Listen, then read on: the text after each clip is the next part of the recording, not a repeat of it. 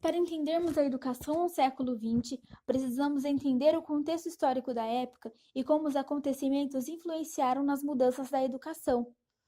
Em 1914, tivemos início a Primeira Guerra Mundial, e durante o período da guerra, houve a instauração do primeiro governo socialista com a Revolução Russa.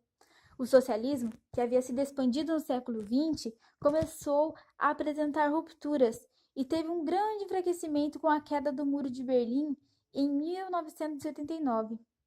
Foi então que houve a desagregação dos estados socialistas a partir de 1991, com o fim da URSS, União das Repúblicas Socialistas Soviéticas. A influência econômica dos Estados Unidos, inclusive na Europa após a Primeira Guerra, causou um impacto mundial gerado pela queda da Bolsa de Nova York em 1929, empobrecendo a classe média e degradando o proletariado.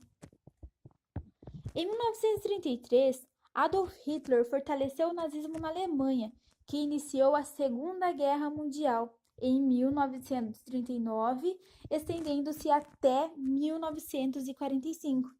E foi em 1945 que se deu início à Guerra Fria entre os Estados Unidos e a União Soviética e a criação da ONU, Organização das Nações Unidas, que é responsável pelos direitos humanos e a paz mundial. E um dos órgãos da ONU é a Unesco, Organização das Nações Unidas para a Educação, Ciência e Cultura. Durante o período da Segunda Guerra, o Brasil vivia em um regime autoritário chamado de Estado Novo, iniciado em 1937 pelo então presidente do Brasil, Getúlio Vargas, com a justificativa de uma suposta ameaça comunista. Porém, com os resultados da Segunda Guerra, a opinião pública passou a contestar o regime autoritário em que vivia, e foi quando grande parte da sociedade começou a lutar pela volta da democracia. Foi então em 1945, no final da Segunda Guerra Mundial, que tivemos o fim do Estado Novo.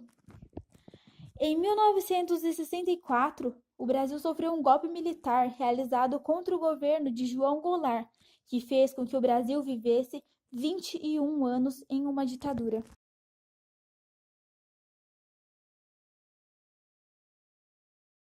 Devido ao crescimento das indústrias e à explosão demográfica, as propostas educacionais do século XIX reafirmaram no século XX a necessidade da escola pública gratuita e obrigatória.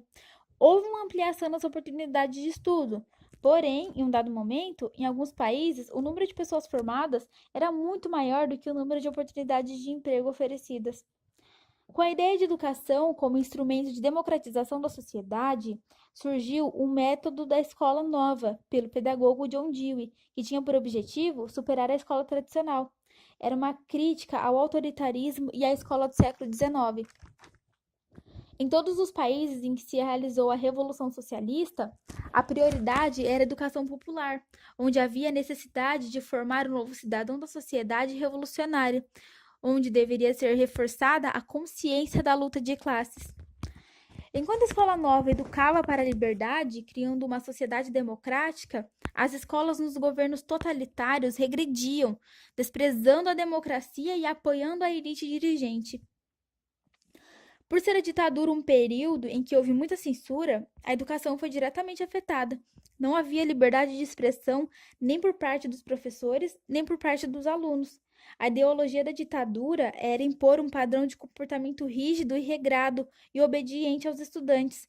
Essa disciplina tinha por objetivo fortalecer a obediência social no trabalho para se obter um aumento produtivo na economia.